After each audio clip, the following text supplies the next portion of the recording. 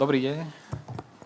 Moje meno je Milan Andrejkovič a pracujem na úrade splnomocnenca vlády pre rozvoj občianskej spoločnosti, ktorý aktuálne patrí pod ministerstvo vnútra.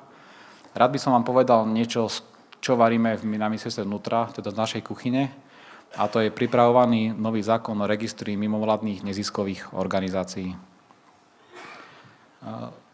V neziskovom sektore som pôsobil od roku 1997 a pomáhal som zakladať asi desiatky, respektíve stovky občianskych združení, ktorým som následne poskytoval aj nejaké poradenstvo. Na základe toho som nejakým spôsobom ovplyvňoval legislatívu, ale z pozície občianskeho združenia, v ktorom som pôsobil, čo bolo dosť náročné, pretože naozaj z dola sa tá legislatíva mení len veľmi ťažko. Na druhej strane získal som obrovské množstvo skúseností práve z toho denného poradenstva, z dennej rutiny. Bol som preto rád, keď som dostal ponuku niečo podobné robiť, ale z pozície štátu. Pred 3 rokmi z úradu splnomocnenca mi ponúkli, či som takéto niečo nechcel robiť aj za štát, čo som z prvej chvíli odmietol, že pre štát som nikdy nepracoval, ale potom som to zobral ako dobrú nejakú skúsenosť a výzvu a prijal som teda miesto na úrade splnomocnenca. V tom čase, v tom roku 2011-2012, keď sa to celé pieklo, bol tu taký dopyt aj zo strany ministerstva vnútra, ktoré je zodpovedné za občianske združenia a za ďalšie mimovládne neziskové organizácie, kde cítilo kopec problémových tém alebo oblastí. Takisto aj samotný neziskový sektor už zistil, že aktuálna úprava, ktorá je najmä pri združovaní občanov, nie je celkom ideálna. Posledných 20 rokov niečo sa poriadne nemenila a dozrel čas na nejakú zmenu. Nebola tu ale politická vôľa otvoriť zákon o združovaní občanov, do toho teda nejdeme, ale potrebovali sme aspoň niektoré čiastkové veci vyriešiť per partes. Prečo teda pripravujeme takýto zákon o registri mimovládnych neziskových organizácií? V prvom rade, ktorí ste tu právnici, tak cítite ten rozdiel medzi registrom, medzi nejakou evidenciou a zoznamom. Pokiaľ si prečítate zákon o združovaní občanov, ktorý väčšina športových klubov, podľa ktorého funguje, tak máme tu len nejakú evidenciu alebo nejaký zoznam občianskych združení, ale neexistuje oficiálny register. Zákon o združovaní občanov bol prijímaný v roku 1990, má číslo 83, čo hovorí o tom, ako skoro bol prijatý, bol medzi prvými zákonmi. A v tom čase naozaj nikto neuvažoval o nejakej oficiálnej registrácii a tvorbe nejakých oficiálnych registrov. Takže takéto niečo sa nevytvorilo. Uvedomte si, že aktuálne máme na Slovensku asi 45 000 občianskych združení, vyše 10 000 organizačných zložiek týchto občianskych združení, o ktorých ministerstvo vnútra nevie takmer nič. Okrem toho, že asi existujú, ak nám nezabudli oznámiť vôbec, že sa zlikvidovali. Okrem toho, pokiaľ neexistuje oficiálny register, vy neviete zistiť, kto je štatutárom tohto združenia.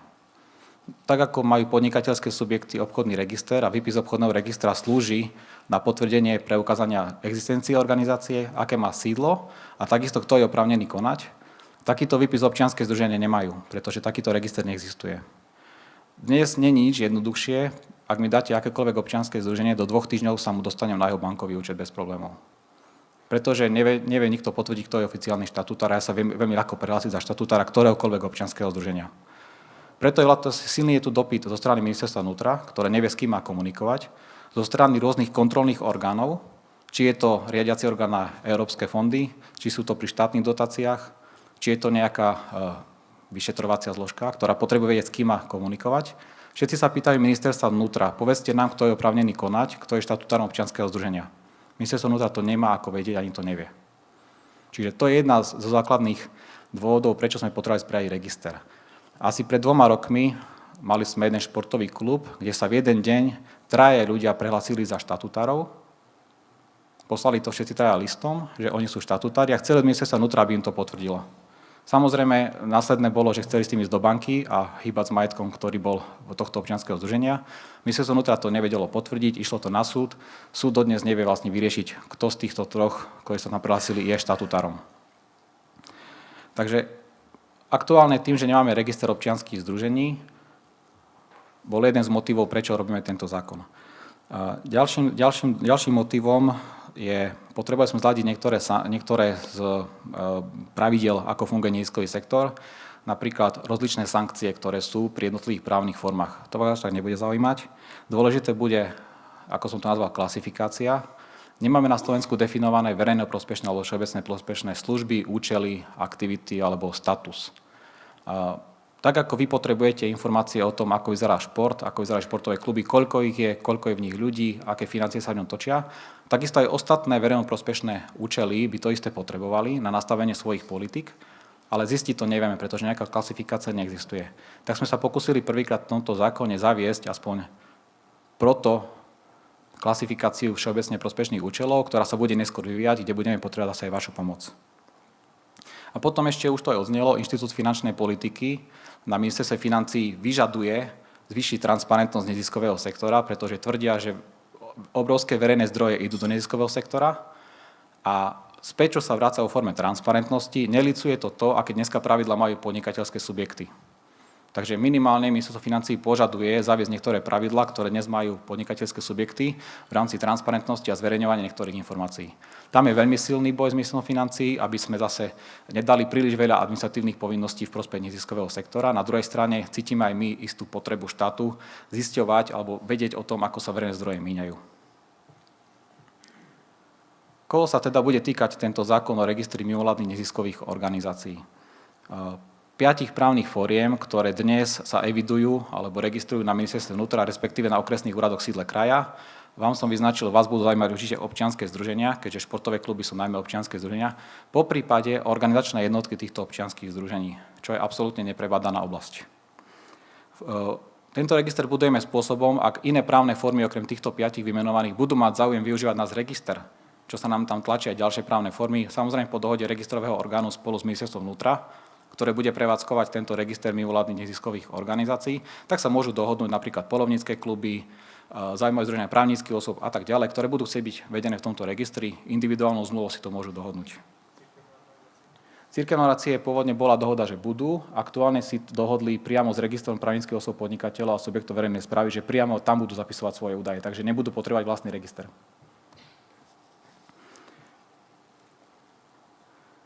Čo bude v tomto registri vedené? Okrem toho, čo už tam dnes je, to znamená názov, sídlo, identifikačné číslo, tomu sa ešte chvíľu povenujem, predmet činnosti, tak hlavne tým červeným je pre vás zaujímavé. Poprvé budeme vyžadovať mať informáciu, kto je štatutár. Aj dnes je tam priestor v týchto evidenciách alebo registroch, aby tam ten štatutár bol uvedený, ale ak občianske združenie neuvedie akúkoľvek zmenu, aj keď to zákonom má tú povinnosť, nie je tam sankcia.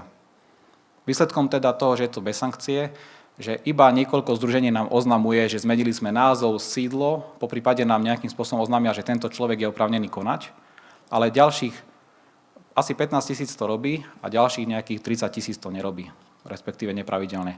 My potrebujeme vlastne ako štát jediné čo vedieť, s kým môžeme komunikovať, kto je oprávnený podpísať niečo, kto je oprávnený ísť do banky, aby si tam ten účet založil a pracoval s ním, čiže chceme vedieť, kto je oprávnený konať.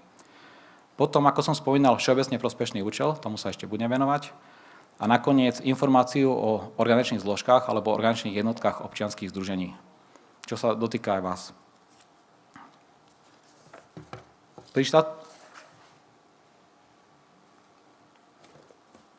Pri štatutárnom zástupcovi bude uvedené to klasické, čo sa vyžaduje, meno, priezvisko, pobyt, jeho rodné číslo, dátum narodenia a uvedenie, kedy začala, kedy skončila jeho funkcia. Samozrejme, informácie v tom registri budú verejné a tie neverejné, napríklad rodné číslo sa nebude zverejňovať, čiže na to budeme dávať pozor. Každopádne my prehlasujeme, že údaje uvedené v tomto registri sú úplné a správne, až kým sa nepreukáže opak. Teda ako nále tam už niečo bude zapísané, my potrebujeme aj to, aby sa ľudia dozvedeli, že sú vedení niekde ako oprávnení, ako konatelia, a to sa nám stáva, že sú vedení ako štatutári, o tom nevedia a sú v podstate na nich potom nejaké zmluvy alebo nejaké veci na nich podpisované. Takže my zverejníme register, v tom registri bude kto je oprávnený konať a každý sa potom môže domáhať tých účinkov, že tam je napísaný, je to alebo nie je to pravda.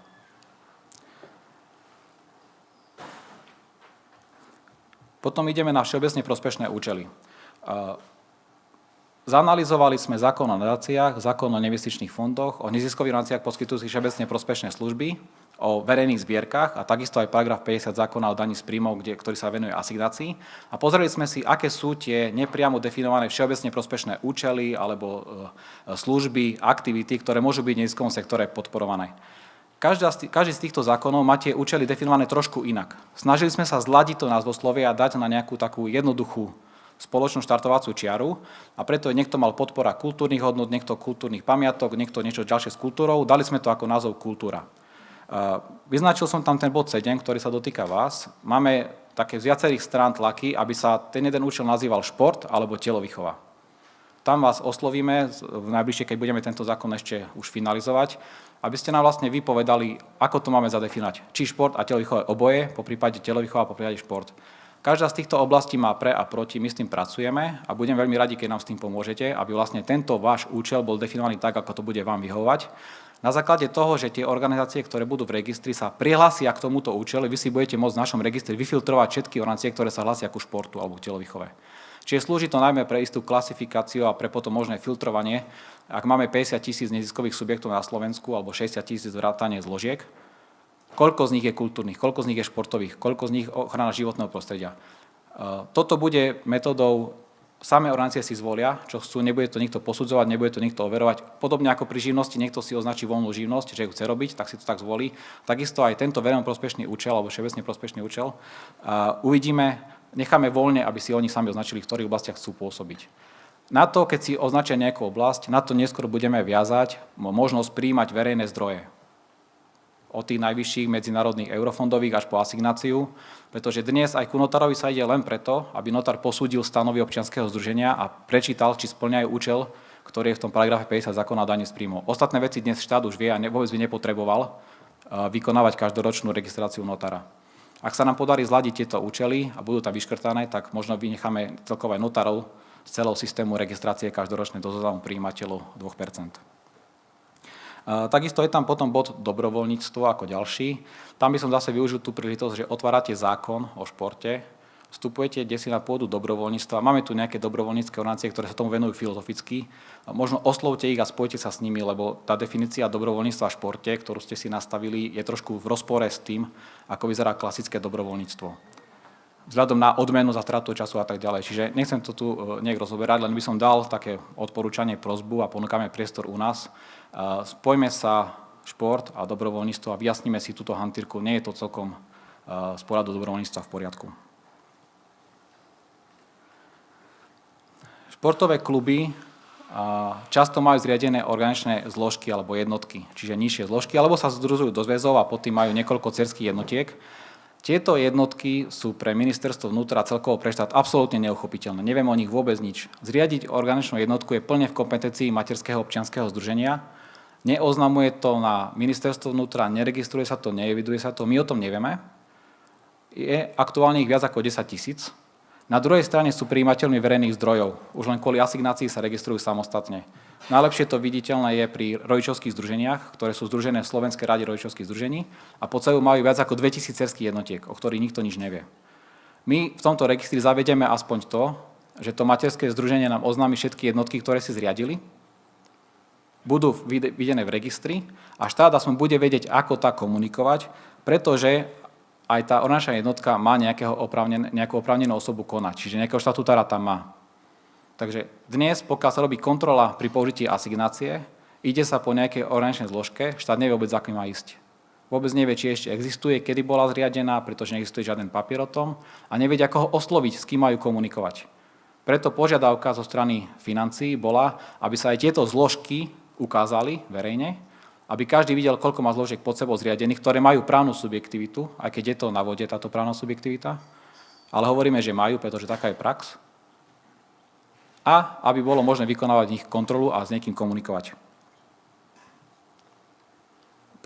Nastala zmena v tomto roku, IČO občianskym združeniam aj zložkám prideľuje už ministerstvo vnútra. Kým ešte do konca minulého roka ste boli naučení pri založení občianskeho združenia žiadať o identifikačné číslo štatistický úrad, zmenou a zrušením zákona o štátnej štatistike a nahradením registrom právnických osôb a podnikateľov sa zaviedlo, že registrový orgán prideľuje identifikačné číslo. Ministerstvo vnútra nie je registrový orgán občianskeho združenia, pretože register nemáme, iba evidujeme. Napriek tomu sa v prospech sektora dohodlo, že ministerstvo vnútra bude vydávať identifikačné čísla, čiže pri založení občianskeho združenia už dostanete rovno aj identifikačné číslo, nemusíte vykonať na novo. V prípade, že budete rozhodovať o zriadení nižších zložiek, znova požiadate ministerstvo vnútra o pridelenie toho identifikačného znaku ministerstvo vnútra. Nižšia zložka bude mať 8-miestne IČO tej materskej, teda toho, kto zriadil, plus štvormiestny tzv. Sufix, v minulosti ste poznali ako SID. To štvormiestne číslo bude 001, 002, 003, čiže poradové číslo zložky, ktorú si vytvoríte. Niektorí majú zopár, niektorí majú stovky až tisícky tých zložiek. Potrebujeme v tom zaviesť tiež nejaké pravidlá, takže takto sa to dohodlo. Až do času, kým nebude fungovať tento náš nový register, tam to zase budeme musieť nejak zmeniť. Čo je veľmi dôležité, vznikne niečo ako obchodný register, ale pre neziskový sektor. Teda konečne budú môcť všetci získať oficiálny výpis tohto registra, ktorý bude použiteľný, bude garantovaný, bude pravdivý a môžete ho používať vo vzťahu k ďalším osobám, či je to v banke, u notára, voči iným orgánom. Konečne bude jasné, kto je oprávnený konať. Ten výpis je štandardný, požiada sa ministerstvo vnútra elektronicky, papierovo, je to úplne jedno, dostanete naspäť výpis, v ktorom budú uvedené všetky údaje, ktoré sú uvedené v registri. Takisto sa tam zapisuje tým, že to bude zdrojový register, napríklad máme tu nedávno zavedený register trestov právnických osôb, teda trestnú zodpovednosť právnických osôb. Takisto to bude súčasťou tohto výpisu. Čiže ak napríklad občianske združenie dostane trest, zákaz prijímania a narábania s verejnými zdrojmi, bude to uvedené v tomto registri taktiež. Lebo do zdrojového registra sa má zapísať aj takýto trest.